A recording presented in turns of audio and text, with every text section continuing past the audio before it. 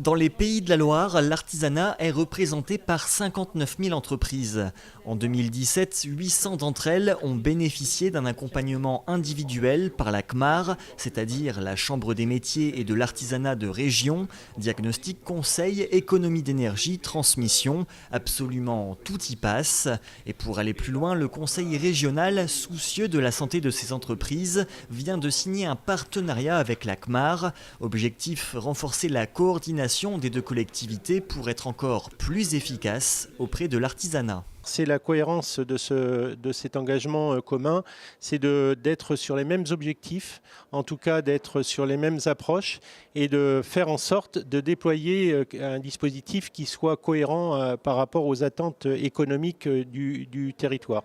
La convention rassemble 5 champs d'intervention: la proximité, la gestion de l'impact environnemental, le développement de l'entrepreneuriat, la formation professionnelle, ainsi que le soutien à l'apprentissage. Preuve que la réforme de l'apprentissage décidée par l'État et qui entrera en vigueur en 2019 n'est toujours pas acceptée en région, notamment par la CMAR qui accorde tout son soutien à la présidente Morancet.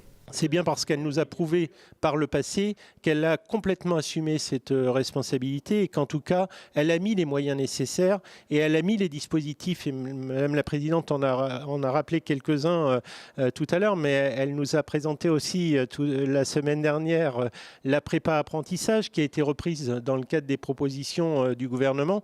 Mais en quelque sorte, la région des Pays de la Loire était déjà précurseur sur la question. Donc je dirais que comment on pourrait imaginer que demain, ce ne soit plus notre interlocuteur privilégié. Comme vous le savez, l'apprentissage, c'est un sujet qui me tient à cœur. Ça a été une de nos priorités en début de mandat. Et encore une fois, les chambres des métiers et de l'artisanat ont beaucoup contribué au plan de relance de l'apprentissage, continuent à nous accompagner, notamment dans le cadre de l'apprentibus qui va sillonner les cinq départements.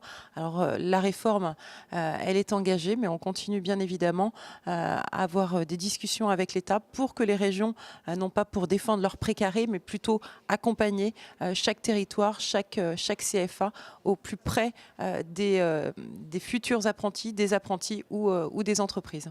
Une entreprise ligérienne sur 3 est une entreprise artisanale, ce qui constitue un formidable réservoir pour le recrutement des apprentis. En effet, un apprenti sur 2 est formé par l'un des 201 000 artisans ligériens actifs.